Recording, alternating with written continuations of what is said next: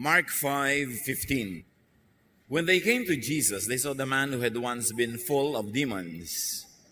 He was sitting there with his clothes on and in his right mind. Isang taong tinirhan ng napakaraming masasamang espiritu, subalit nung palayain ni Jesus ay nagbihis mula sa pagkakahubad, tumahimik at bumalik ang katinoan. Jesus liberated a very miserable prisoner. And there are many such prisoners even in our midst today. Liberate someone today. Magpalaya. Kumalag ng tali, magbigay ng kalayaan. Panginoon, salamat sapagkat kayo nagpapalaya at ang aming dalangin, papaglinawin mo ang aming isip, bigyan kami ng kaliwanagan kung paano ito mauunawa at mailalapat sa aming pang-araw-araw na buhay. Be our preacher, our speaker, our healer, our liberator. In the name of Jesus, your Son, our Lord, we pray with thanksgiving. Jesus liberates from oppression. Yan ang number one niya na ministry, to set people free, to give people rest. Matthew 4:24, people brought to him all who were ill with various diseases, the demon-possessed, those having seizures, and he healed them all. In other words, he liberated them because all forms of sicknesses oppress, imprison, tie you down. Pag may karamdaman, ikay nakakulong, nakatali sa iyong banig, sa iyong higaan, sa iyong nag-iisang kalagayan. To heal is to liberate from oppression. Because illnesses are oppressors. So, sino ang number one na kalaban ng kalayaan? Demons. Because demons oppress, and they oppress with accusations. Anong kinalaman ng accusation sa illness, sa imprisonment? We shall ask the Lord and inquire of His wisdom. But Jesus liberates people from demonic accusations. Ang number one na kalaban natin sa ating buhay are demonic accusations. Job 1:9-11. Satan replied to God, would Job worship you if he got nothing out of it? You have always protected him and his family and everything he owns. You bless everything he does. But now, suppose you take away everything he has, he will curse you to your face. Yan ang accusation ng demonyo kay Job. Sumasamba lang yan sa Diyos kasi bine-bless. Subukan mong tanggalin lahat ng blessing pag hindi naman tinakwil niya ng Diyos. At dahil sa accusation na yon, napunta ang Job sa isang napakahirap na kalagayan ng pagsubok dahil may accusation. Matthew 9:34, but the Pharisees said, the leader of demons gives him, meaning Jesus, the power to force out demons. Nakakapagpalaya siya ng demonyo kasi binibigyan siya ng demonyo ng kapangyarihan kasi tauhan siya ng demonyo. Yan ang accusation ng mga Pharisees kay Jesus. Again, another accusation that actually led to the crucifixion of Jesus. The accusation of the temple that he was the enemy of God. And interestingly, in the Gospels, demons do not accuse anyone. In the Christian Gospel, so-called the New Testament, demons never accuse anyone. It is the Pharisees and the Jewish religious leaders who do the accusing, the demonizing. The Pharisees were doing the work of demons in the Gospels. Suklayin nyo, suyurin nyo ang buong Gospels. Walang accusation ang demons na ginawa. Only the Pharisees did all that. So sa liberating work of Jesus, sa pagpapalaya niya sa lahat ng uri ng nakakakulong, central yung pagpapalaya niya from accusation. Demons are always accusing us, the people of God, the creation of God, and the work of Jesus is to liberate us. Now, how Jesus liberates from demonic, Pharisaic, and religious accusation is very, very interesting. First of all, Dahil ang accusation ng demonyo ay nagtataboy sa tao, naghihiwalay, naglalayo, nagsiseparate. The accusations of the devil will isolate you from the religious community, even from your own self. Therefore, Jesus embraces and welcomes the accused. Yan ang number one na sistema ni Jesus. How to liberate you and me from accusation. First, He welcomes us. He embraces us. Kabaligtaran, and you should note that religion, probably 99% of religions, no matter what label, imposes non-stop commands and laws, giving a lot of opportunity to fail. Religion imposes non-stop monitoring if you are obeying the laws, a lot of espionage and religious policing, giving a lot of opportunity to be found out and to be nervous that you are getting found out. Religion imposes non-stop accusation and judgment once there are clues or hints or even proofs that you have not been obeying the commands and the laws. Religion imposes non-stop punishment and an imposition for you to make sacrifices and offering so that your sins might be forgiven. Religion imposes non-stop rejection. Huwag sumabay kumain sa mga makasalanan, itiwalag, tanggalin, itakwil. Religion imposes non-stop guilt. Because you are conditioned to always have the law before you, which you will always fail no matter how much you try. Ang lagi mong kasama araw-gabi, kinakain sa almusal, tanghalian at hapunan ng kabalienda, guilt. Lagi kang inuusig ng budhi. Mas relihiyoso, mas laging inuusig ng budhi. Which leads to a lot of self-debasement, self-punishment, yung iba self-flagellation pa, di ba? Hinahampas ang sarili, pinapako ang sarili, sinasaktan ang sarili. It leads to self-rejection. I am not good enough, I am bad, I'm a sinner, therefore I will reject myself. Now this causes a lot of anxiety. This causes acute clinical depression and schizophrenia, which the ancient people, of course, without a complete comprehension of psychiatric and scientific wellness and science, they called demonic oppression and possession.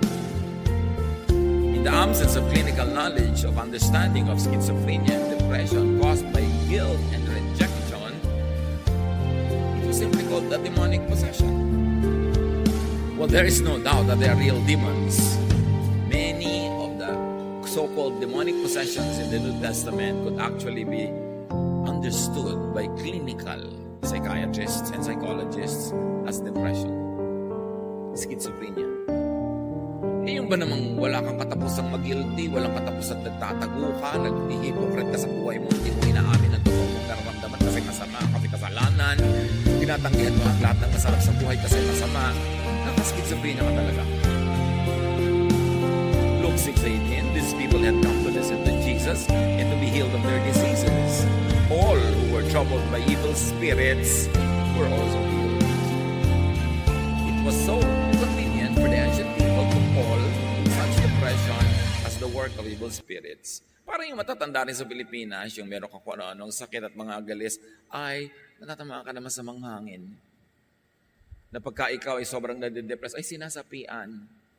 May schizophrenia ka na, nagkaka-split personality ka, sinasabi may nakatira sa iyong aswang, kaya lalo kang pagkakahampasin, ubuhusan ka ng ukulong tubig, kung ano-anong gagawin sa iyo. Hindi nila kasi naintindihan yung clinical aspect of such psychiatric and psychological conditions. And usually people who get into that kind of illness are people who are rejected, people who are lonely, people who have to deny their own selves because their own selves are not good enough as measured by the expectations of religion, by society, by tradition. This is what Jesus came to liberate people from, the oppression caused by accusations, religious accusations. Luke 7:39, 44 to 48, the Pharisee who had invited Jesus saw this And he said to himself, if this man really were a prophet, he would know what kind of woman is touching him.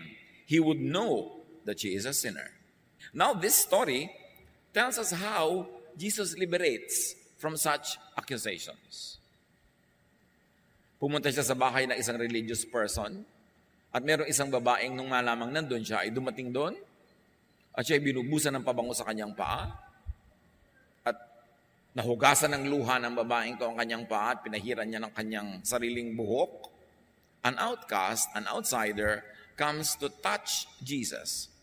Kung yung mga religious leaders lamang ang masusunod, outsider siya forever, hindi siya makakarating doon, hindi siya papapasukin, at lalong-lalong hindi siya papayagang makihalubilo doon at mahawakan pa niya ang paa ng sino mang relihiyoso.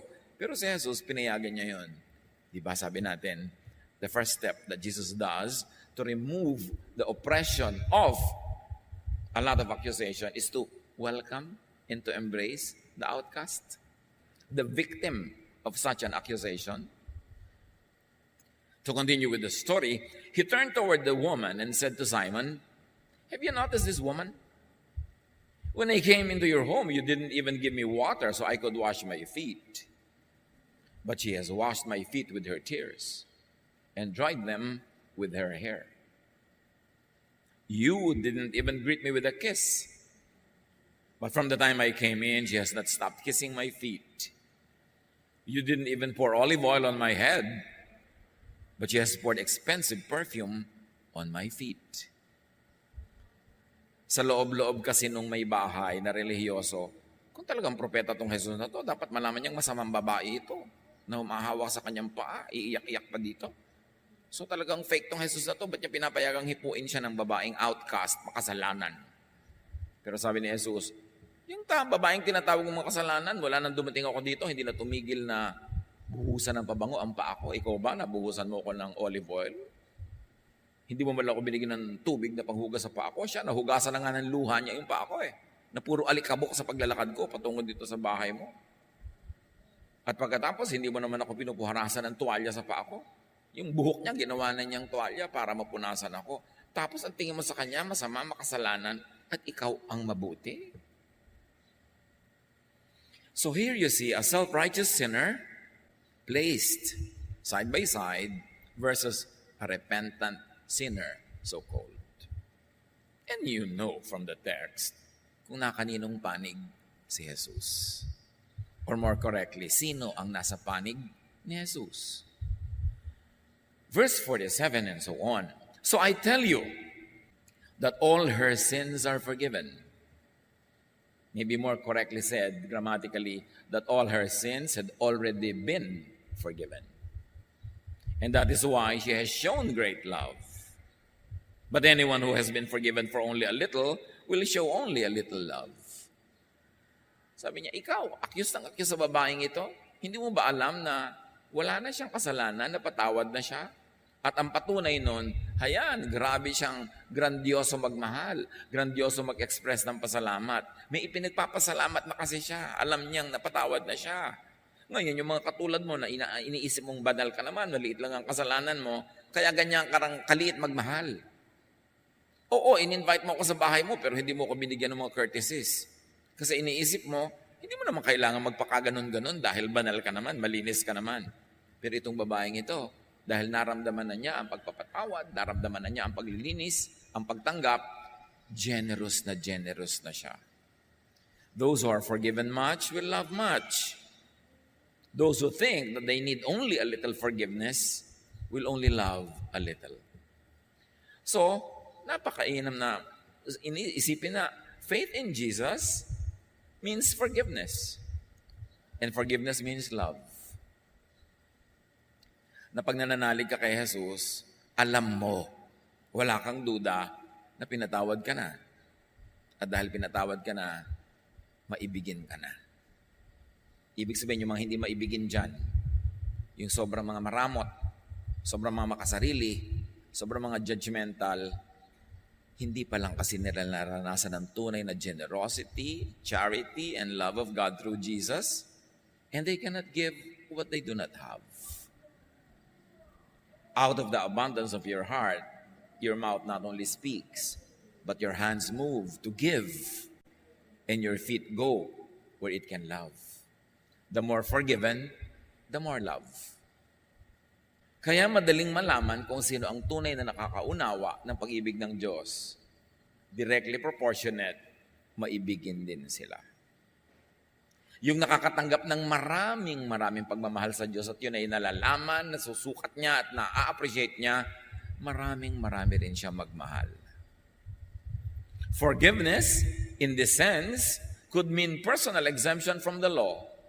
Remember, the host was saying, itong babaeng to makasalanan. Ang reference niya, she has been breaking the law.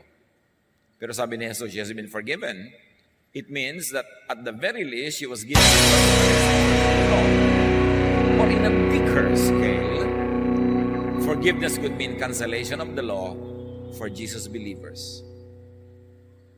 This is really the deeper meaning of forgiveness. Yung malaya ka na kasi pinatawad ka. Pero pinatawad ka kasi may law, binrake mo, in-exempt ka lang sa punishment. But there's a higher meaning.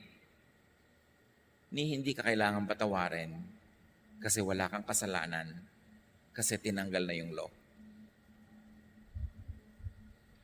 Alin doon ang nag-a-apply sa babaeng yun? Obviously, both definitions. The law had already been canceled by Jesus, and only those who will believe in Jesus in its correct angle and perspective will appreciate, feel, and know that they're already free. Meanwhile, everybody else on the planet had already been also freed from the same law because the law was canceled for everybody. Except that, those people who still think of the law, believe in the law, and live under the law, hindi nila na-enjoy yung freedom available. Parang yung kulungan, nakabukas na yung pinto. Yung nakakaunawa nun lumalabas na, lumalaya, pero hindi nakakaunawa that Jesus already canceled the law, kahit nakabukas na yung pinto ng kulungan, they stay inside. May tali sila, may kadena, nakakadena ang kanilang leeg sa law. Yung nakakaunawa na pinalaya na sila ni Jesus, lumalakad na ng malaya.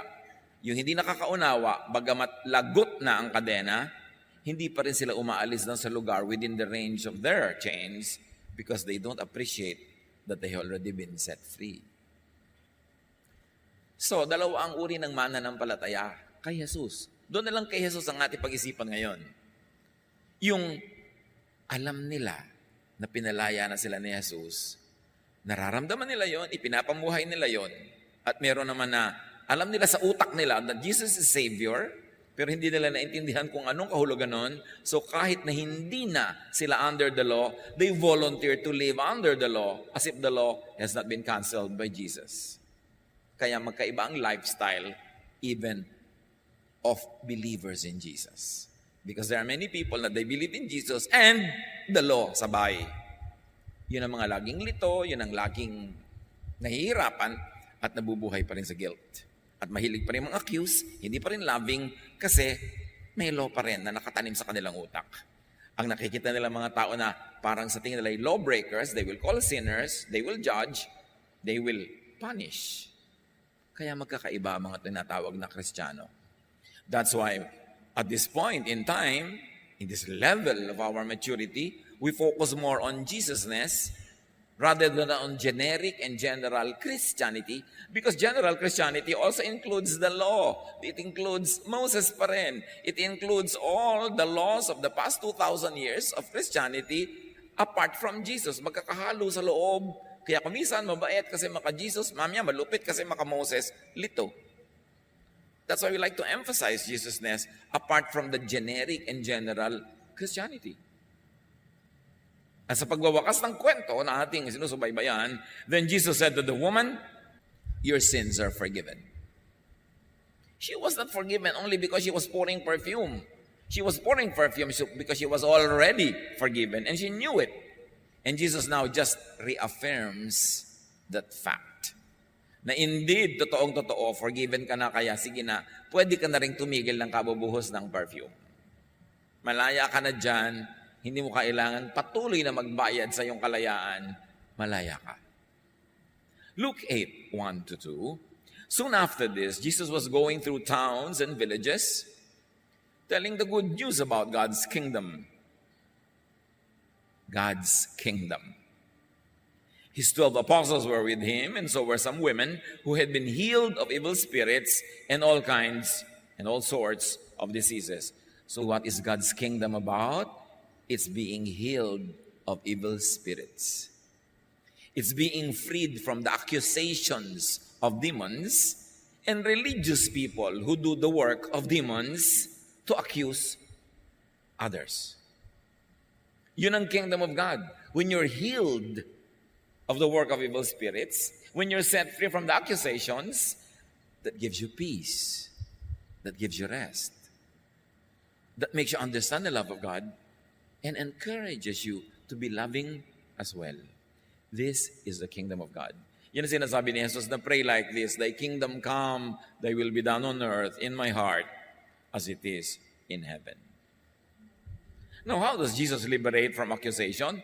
Jesus enters the world of the accused. Remember, the accused are outcasts. Echa fuera ang mga makasalanan. Nasa labas, nasa dilim, nasa lamig. Si Jesus, umaalis sa loob ng society, ng religion, ng temple, lumalabas para makiisa, makipagniig, makisangkot sa mga puwera. Kaya nakita nyo, hindi naman siya nagpipreach sa loob ng mga temple at mga synagogues, sa mga gubat-gubat, gilid-gilid, bato-bato, bundok-bundok. Sa labas. Kasi kay Jesus, napakahalaga yung mga tagalabas. Yung mga itinapon ng temple sa labas. Matthew 9:11, when the Pharisees saw this, meaning Jesus socializing with sinners, so-called, they asked his disciples, why does your teacher eat with tax collectors and sinners? Kung may mga barkadahan ngayon, grupo-grupo, iba-ibang uri ng tao ng lipunan, alam nyo kung saang mesa uupo si Jesus. Doon sa mga latak, doon sa mga itinatapon, sa mga inuusig, sa mga hindi pasado sa standards ng Pharisees, the tax collectors and sinners, but Jesus eats with them. So that is how Jesus removes the stigma. Doon inaalis ni Jesus yung tali, nilalagot ang tali, sumasali siya sa lugar ng mga itinatali, kinukulong, ipinupwera. Jesus dignifies the place and the position of the outcast by being with them. He never strengthened the position of the temple to drive people away. He would be with the people who are being driven away. Matthew 8:28, after Jesus had crossed the lake, he came to the shore near the town of Gadara and started down the road. 2 men with demons in them came to him from the tomb. Tumawid si Jesus ng lawa para pumunta sa kabilang ibayo, para makisalamuha at makisangkot dito sa mga taong tinitirhan ng mga demonyo. Hindi niya iniwasan, hindi niya itinakwil, sinadya niya. How does Jesus liberate people from accusations? Jesus cleanses the accused by and with forgiveness. And I place forgiveness there inside quotation marks. Because to forgive is to acknowledge that there is sin. You only forgive. But in the deepest essence of the Jesus forgiveness, you don't even need forgiveness because the law that makes you sinful is canceled. Luke 7:47-48, therefore I tell you, her many sins have been forgiven. Then Jesus said to her, your sins are forgiven. That is to think within and to accommodate the prevalent sin system of the times. Hindi nila kayang maintindihan yung, actually, hindi ka sinful kasi kinancel na ang law. So, pinadali na lang, forgiven ka na. Sige na, sinful kong sinful, pero forgiven. Yung pa rin ang ending, malaya ka na. Tama na. ang self-debasement, tama na ang self-affliction, tama na ang self-flagellation, forgiven ka na. John 8:34-36, Jesus replied, I tell you for certain that anyone who sins is a slave of sin. If the Son gives you freedom, you are free. So you are freed by mababaw na dahilan or paliwanag, pinatawad ka na. Malalim na paliwanag, inalis na yung law, so hindi ka na sinful. Malaya ka na. We must remember that Israel was governed by so many laws, including 613 major and minor commandments that you are bound to break in the course of a 24-hour day. Hindi ka pwede mag-survive ng isang araw na hindi nagkasala. Bakit ang daming kasalanan na inimpose sa mga priests? Kasi bawat kasalanan binabayaran ng offering. Kaya nung si Jesus ay pumasok sa Jerusalem as king, sinalubong siya as king, Hosanna, Hosanna. Sinalubong ng mga pagwawagayway ng mga dahon, nilatagan ng mga damit yung mga dadaanan niya. It was to welcome a king. Anong ginawa ni Jesus? Nag-declare ba siya ng independence from Rome? No. Nag-declare ba siya ng rebellion? No. Nag-declare ba siya na siya na ngayon ang political king of Israel? No. Isa lang ang ginawa ni Jesus. Dumiretso siya sa templo, ipinagtataob niya ang mga mesa ng mga money changers na may kinalaman sa pagbili ng mga hayop na ino-offer doon sa loob ng templo. In other words, itinaob niya ang offering system happening in the temple. Because the offering system was oppressive to people. They have to make offerings because they're always committing sins. And the priest created a lot of laws that will automatically make everyone sinful so that the offerings will never stop coming. Jesus understood the heart of the oppression of the people. That they were forever sinful. And they have to pay for such forgiveness because they have to make offerings. Mahirap ka kalapati, bibilin mo rin yung kalapati doon. Siyempre, kumikita yung temple. Mayaman ka, baka, bibilin mo rin yung baka. Kasi ayaw mo nang buhatin mula sa barangay nyo yung baka, bibilin mo na lang doon. And there was a lot of commerce happening. So Jesus, pinagtatakbo ang mga mesa. Yun ang kaisa sa inyong ginawa, tapos umalis na siya. In 3 days, he was hanging on a cross. Naintindihan niya kung ano ang dapat ibain. Yung offering system of the temple, which is premised on the law that makes you sinful and obliges you to make an offering non-stop. And the priest understood his mission. Mawawala ng kita ang templo. Mawawala sila ng kapangyarihan. They all conspired, used their influence on the people. Bumoto kayo. Bumoto kayo. Yung kagustuhan ng Diyos ang iboto nyo. At iboto nyo, crucify Him. Sinulusulan ng mga pare ang mga tao na bumoto ng bumoto para i-crucify si Jesus. In 3 days, Jesus was dead. God affirmed the correctness of Jesus. God affirmed the holiness of the mission of Jesus, that God resurrected Jesus from the dead. Nobody could argue about the correctness of Jesus against the temple sacrificial system, which is premised on sin, which is premised on the law, because God affirmed His correctness by bringing Him back to life. Yun ang mission ni Jesus, to set you and me free from the law that makes us sinful, that makes us guilty, and makes us continuously pay for our sins. So Jesus liberates people from oppression with acceptance.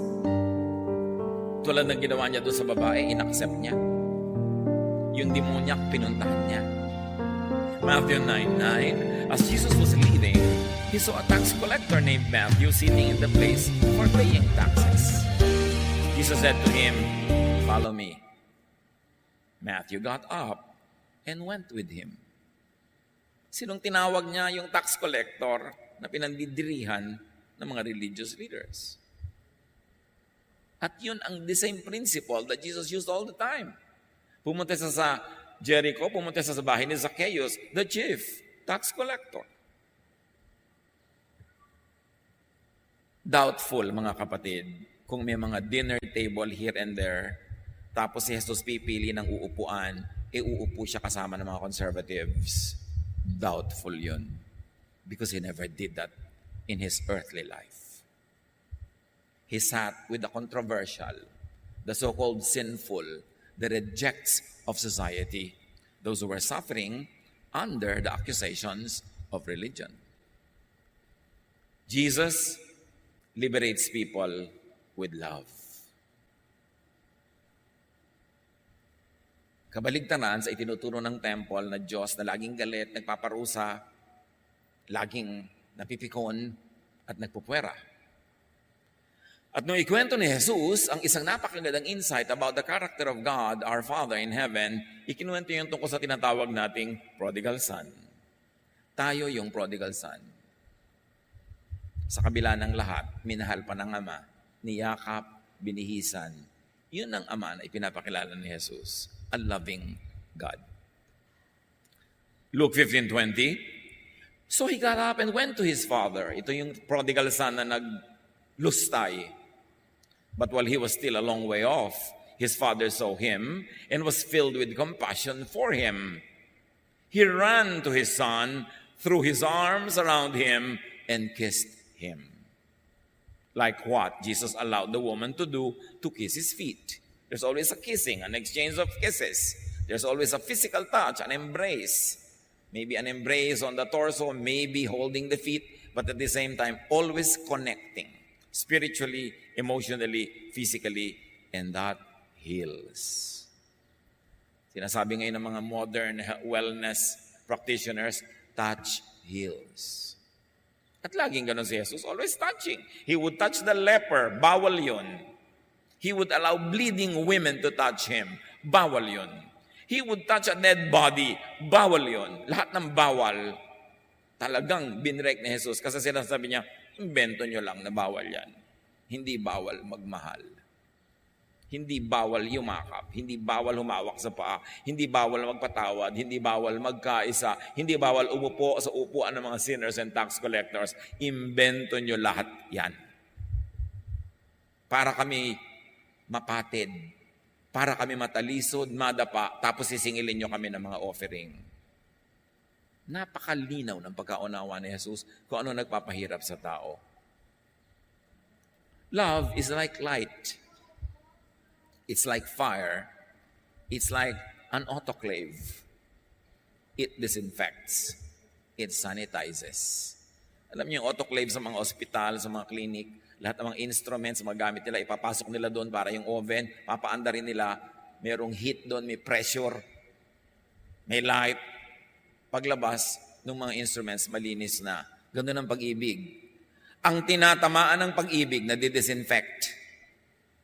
Mahal mo yung tao, nabubura yung kasalanan niya dahil mahal mo siya. Mahal tayo ng Diyos, nabubura ang mga kasalanan natin dahil mahal niya tayo. Yun ang ibig sabihin ng Jesus is the light of the world. Hindi lang light para makakita ka ng dadaanan, mahalaga yun, pero light that disinfects you.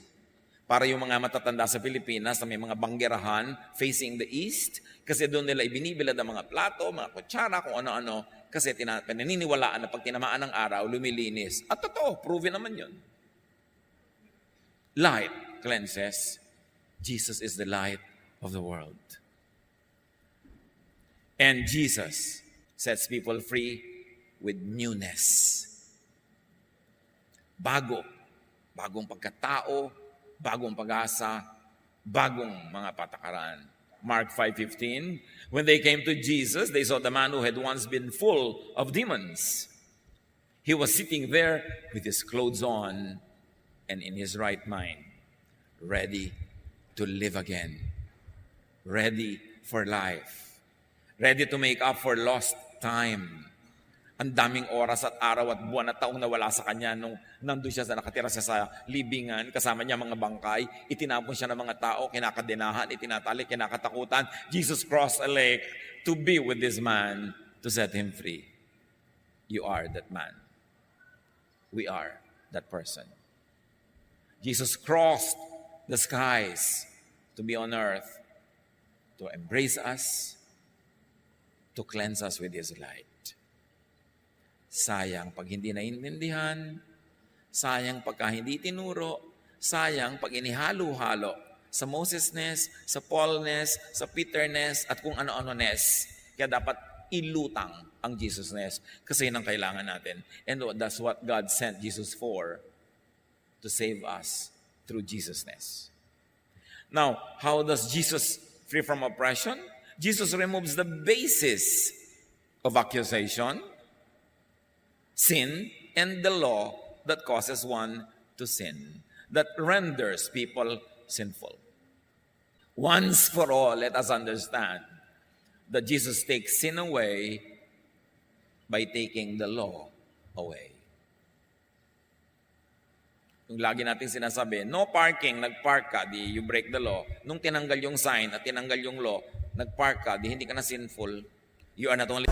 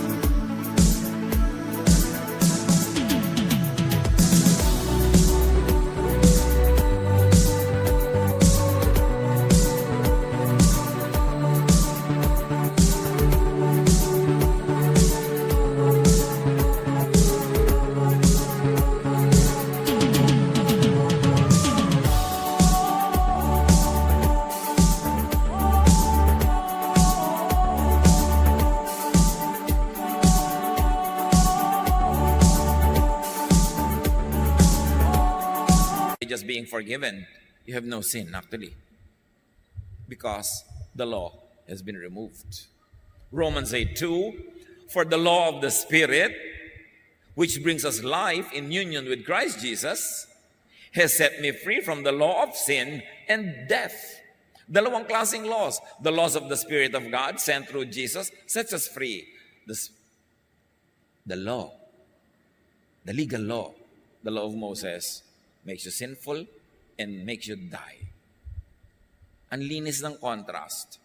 The law of Spirit gives freedom. The law of Moses ties you down and imprisons you. Romans 10:4, for Christ has brought the law to an end, so that everyone who believes is put right with God. Winakasan na ni Jesus ang law. So lahat ng naniniwala na winakasan na niya yon, tama na ang relasyon niya sa Diyos. Kasi ang nagkokonekta na sa kanya sa Diyos ay ang love of God, hindi yung pagsisikap niya to reach God by obeying the law, which is impossible. Without the law, there could be no lawbreakers.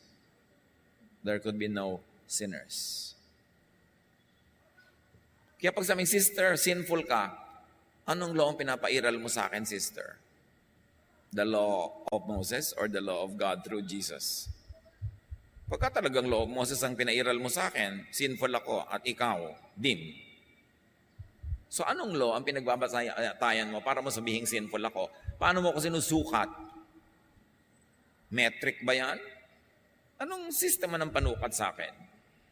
Anong conversion rate ang ginagamit mo sa akin? Mahalaga yun eh. Kasi pag may sinabi kang that is wrong, that is sinful, may basis ka. Anong basis mo? Moses ba? Ang linaw-linaw na nga, kinancel na nga para hindi ka na maging sinful, ibabalik mo pa. Romans 7:8, pakalinaw ng pagkaunawa ni Paul, apart from law, sin is a dead thing. Kung walang law, patay ang sin, walang sin. At yan ang ginawa ni Jesus. Cancel the law. Pero para masyahan ang lahat ng legalista, lahat ng parusa na impose ng law, inako na lang niya. O sige, paid na lahat. O ano pang problema nyo? Why can Jesus pay for all the sins of the world? All people, of all times, of all places? Because the value of the life of Jesus, the Son of God, is greater than the value of all lives of humans that lived, are living, and will still be born. By one single sacrifice, He has perfected once for all those who will be called children of God. So wala nang makakapagreklamo. Wala nang makaka-accuse sa'yo kasi binayaran na nga ni Jesus. Pag sabi lang, ay ayaw namin nung binrake niya ang law, wala nang law, ayaw namin yan. May law basta. O sige, di may law. Pero binayaran na ni Jesus. According to that same law, buhay niya ang binayad niya. Ano ngayon ang accusation mo sa akin?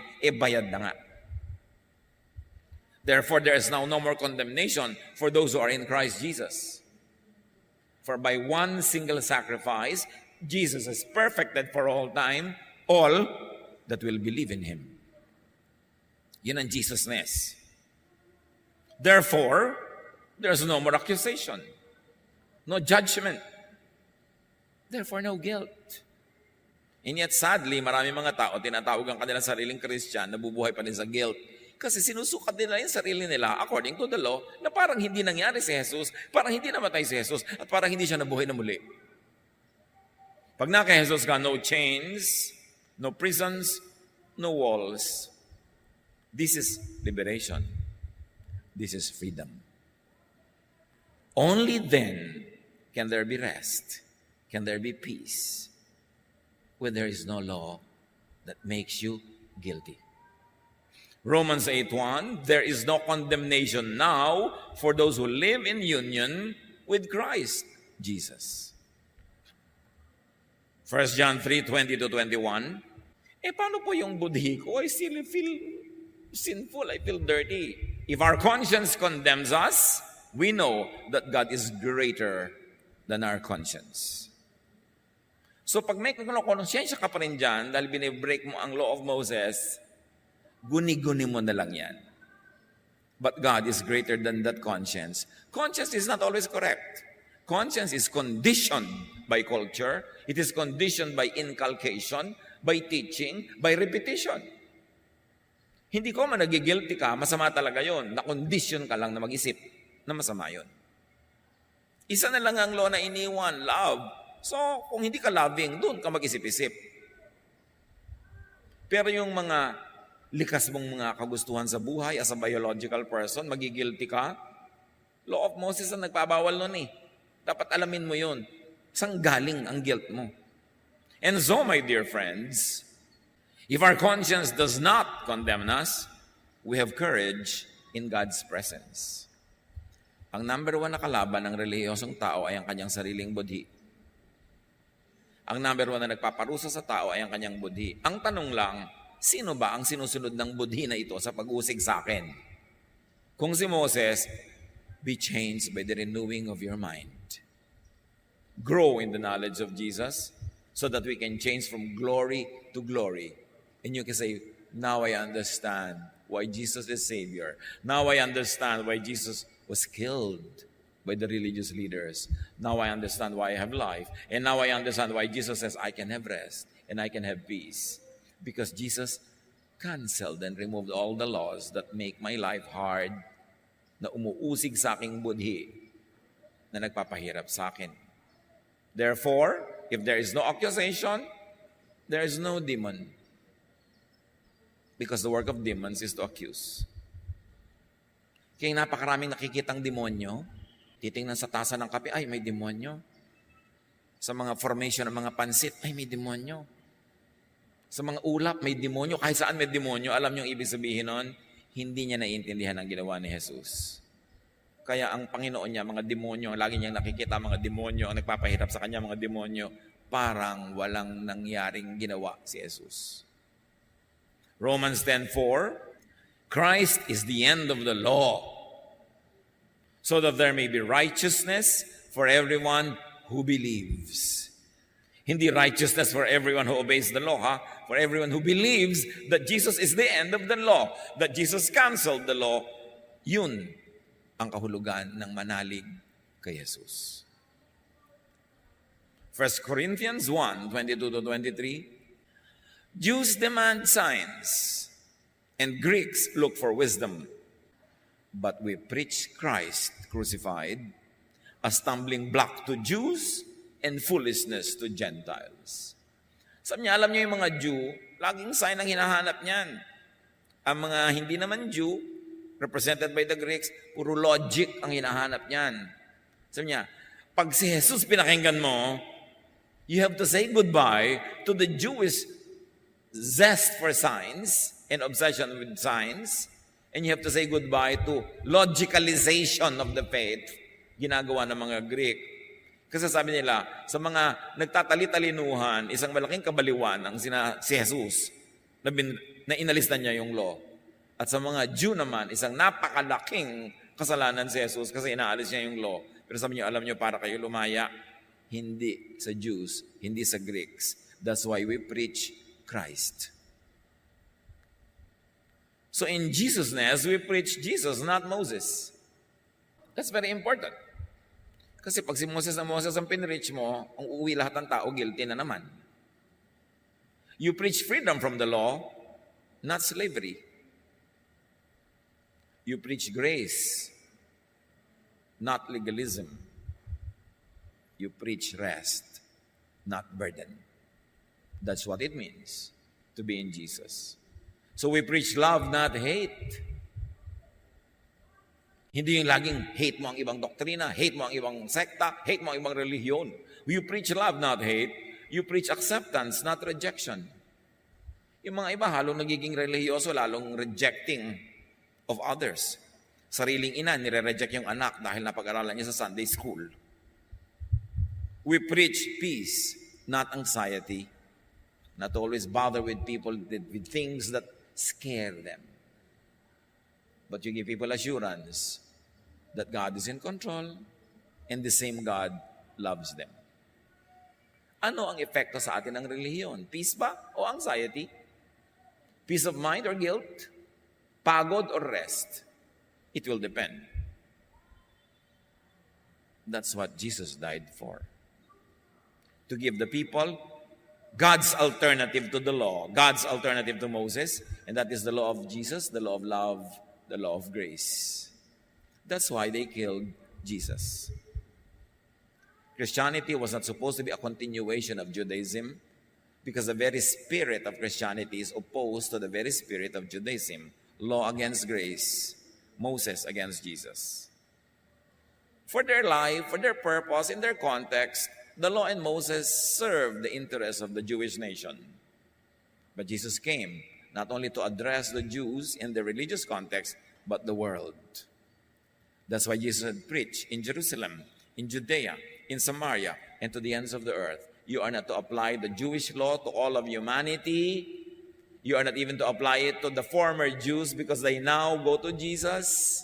That's why there was a big quarrel between the Judaizers and the Christians who were open to the idea that this faith in Jesus is a totally brand new faith and not just a continuation or a modification of the old one. And even in the book of Acts, there's a lot of stress and quarrels about that because the issue was already clear at the time that there should be a departure from Judaism to Jesus. Tapos ngayon, in the past 2,000 years, Christianity has been mixing Judaism and Jesusness, Moses and the law, and the result is a lot of confusion, a lot of quarrels, a lot of sorrow, and a lot of heartache, even religious wars. Well, there is a literal demon. Most of the time, it is really a personal inner demon that tortures people, that enslaves, that imprisons. Mostly, evil spirit could only be a person's spirit of self-accusation and judgment, of guilt and wretchedness. Not to say that they are real, literal evil spirits. But a lot of time, hindi naman sila yon.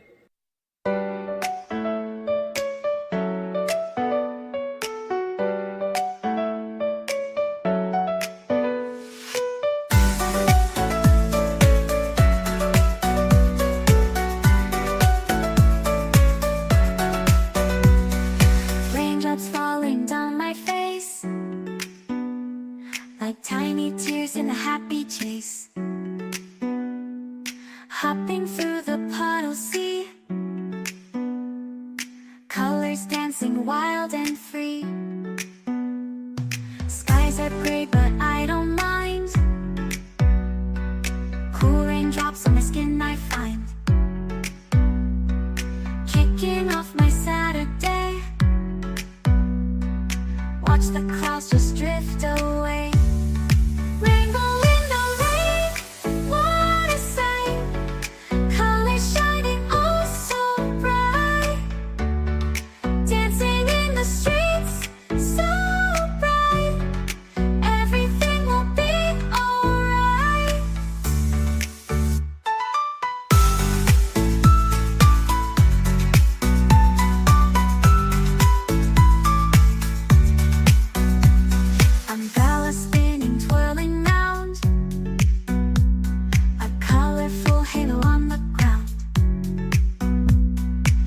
music playing on the sand. Skipping beats, the heart will sway. Feel the world come out to play. Lightning cracks, but don't you fear.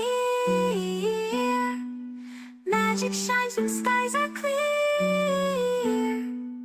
Raindrops whisper secrets true. A hidden beauty shines right through. Rainbow in the rain, what a sight. Colors shining oh so bright. Dancing in the streets, so bright. Everything will be alright. Raindrops falling soft, peeks through. Rainbow magic, me and you. Smiling faces, hearts alight.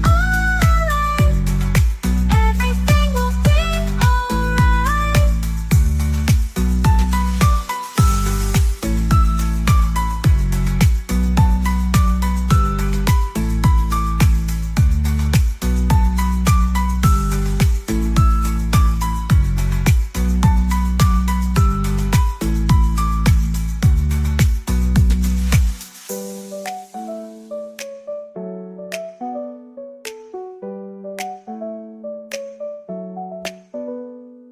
Raindrops falling, sun peeks through.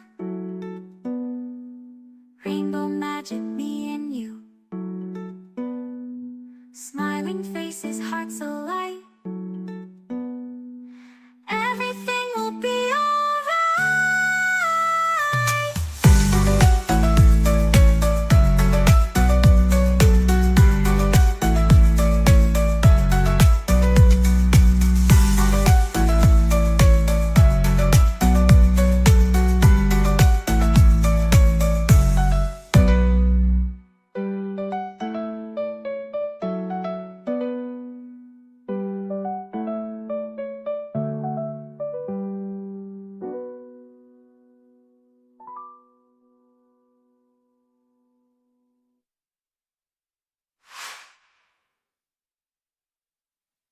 Budhi mo lang, konsyensya mo, guni-guni. And this is the burden of religion. This is the cross that Jesus carried. Psalm 34:8, my guilt has overwhelmed me like a burden too heavy to bear.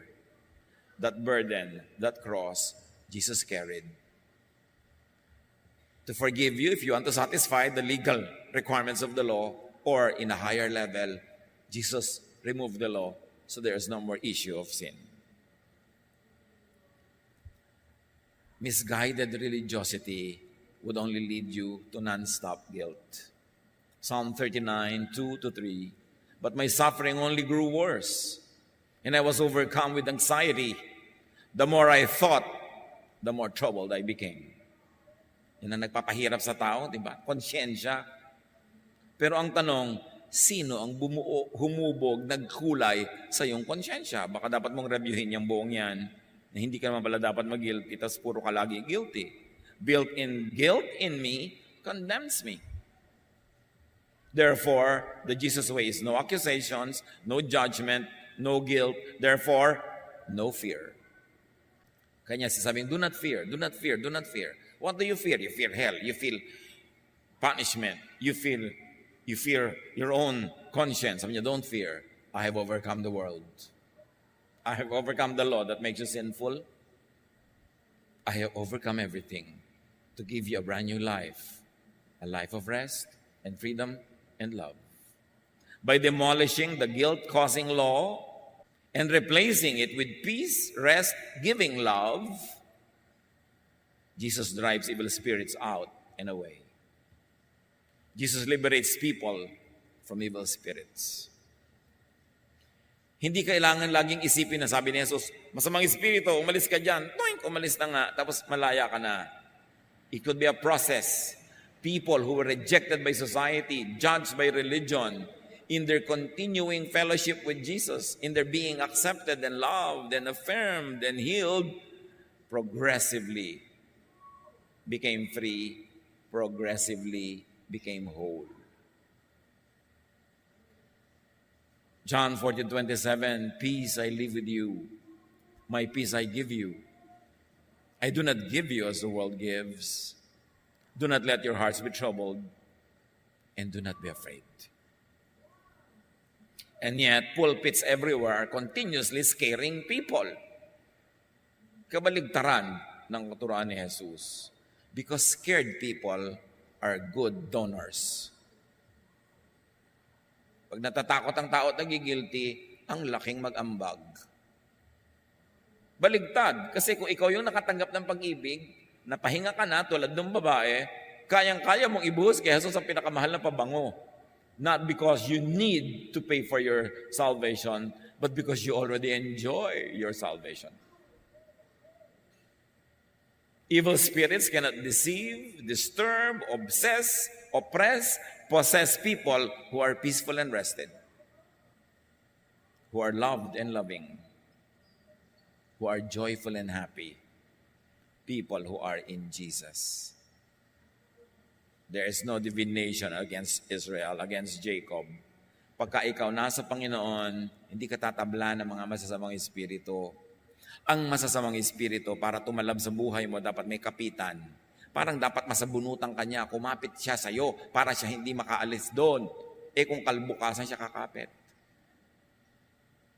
And poetically speaking, pag nasa Panginoon ka, kalbo ka, walang kakapitan ng mga evil spirit. Dulas lang sila ng dulas, talsik ng talsik. Pero pag ikay guilty, kakapitan ka agad. Pagka ikaw ay judgmental, angry, kakapitan ka agad. Kaya ang daling kubabawa ng mga impacto ang mga taong may nega. Laging nega ang feeling, nega ang attitude. Ang dali-dali mong sumakit ang ulo, ang dali-dali sumakit ang likod, ang dali-dali mong magkasakit, ang dali-dali mong matakot, ang dali-dali mong magpalpitate. Kasi nega. Kasi lagi kang galit. O lagi kang guilty. O lagi kang judgmental. Yun ang kinukubabawa ng mga espiritu. Pero kung nasa Panginoon ka, alam mo yung pag-ibig niya, payapa ka, tahimik ka, walang magagawa sa iyo yung mga evil spirit na yan. Kasi wala silang kakampi sa loob mo. Kailangan may kakapitan sila. Tanggalan sila ng kakapitan. Jesus removes all that. That's why it is said that He drives evil spirits away. It doesn't always have to be a one-time, one-minute event. Drive away, get away. No, continuous love, acceptance, fellowship, restoration drives all the spirits away. So receive, apply, and appreciate the demon-busting work of Jesus. Liberate yourself from your own evil spirit, which could be your guilt. Review your guilt system. Baka mali ang basis. Help liberate other people by declaring to them the good news, not the outdated bad news of the law. Declare to them Jesus-ness, not Moses-ness, not Pharisee-ness, not even Paul-ness or Peter-ness or Apollos-ness. Sabi nga ni Paul, did I die for you? Did I give my life to you? No, it's only Jesus. It should be the center. There are teachings of Paul and Peter and Apollos and others that jibe with the teachings of Jesus. Go, obey them. But whenever they digress from the Jesus-ness doctrine, they're only declaring personal opinion or a very particular prescription to a very particular situation which need not be universalized. Only Jesus should be universalized. That's why Jesus would say, well, I speak to you, not the Lord. In the absence of any divine guidance, I'm going to give you an opinion. Paul says that. So sometimes, ang sinusunod mo lang pala, opinion ng tao, tapos hirap na hirap ka, go to Jesus. Romans 3:28, we see that people are acceptable to God because they have faith and not because they obey the law. Help liberate other people by declaring to them the demolition of the law, not its reimposition. Romans 10:4, but Christ makes the law no longer necessary for those who become acceptable to God by faith.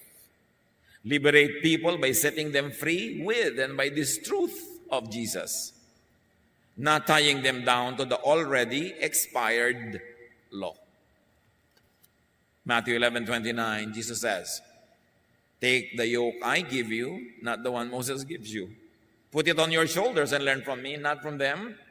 I am gentle and humble, they are not. and you will find rest. In them, you will only be agitated and troubled. John 8:32, you will know the truth, and the truth will set you free. Help liberate other people by not accusing, judging, and punishing them as the old demolished law required. That's why people brought this woman to Jesus, and they wanted to stone her to death because the law of Moses said so. You know the end. Jesus did not allow them. It didn't happen. The verse says we're not allowed to be thrown at this woman so she would die. John 5:45. But do not think I will accuse you before the Father. Jesus says, your accuser is Moses. From the mouth of Jesus, your accuser is Moses. Tapos sa kanya kayo magsisisiksik. Kaya kayo nagkakaganyan. Lagi kayong accused at nagiging accuser din kayo ng iba. What you receive, you give away. You receive accusation, you give accusations. You receive forgiveness, you forgive. You receive love, you love. Ganun lang kasimple yun. Help liberate other people by accepting and loving them. Listen, church. Liberate someone today. Liberate yourself, if that should be the case. Liberate your son or daughter today. Maybe you're imposing on your son or daughter the outdated laws of Moses and not the law of Jesus. Liberate your sister or brother. Baka ikaw ang tormentor, baka ikaw ang oppressor niya. Lalo may hawak ka malaking Bible, gusto mo laging ibato sa kanya. Liberate your neighbor. Could you be accusing people based on the law and not loving people based on Jesus? Stop accusing. Start accepting and loving. And start the healing. This is the love of God through Jesus. To set us free and to make us agents of freedom. Liberate someone today. Baka ikaw, ang iyong mga religious expectation, ang iyong conditioned conscience, ang nagpapahirap sa kapwa. Ang nagre-reject sa sarili mong pamilya, sa sarili mong kaibigan. Father, teach us to be free in Jesus and to set others free as well. Examine our hearts, O God. If we are the instruments of the Pharisees, if we are the instruments of demons in accusing people and making their life hard, or if we could be, and we should be, the channels of your love because of Jesus. Suriin natin ang ating mga sarili. Suriin natin kung tayo malaya at kung tayo nagpapalaya sa kapwa. Be with the Lord in silent reflection.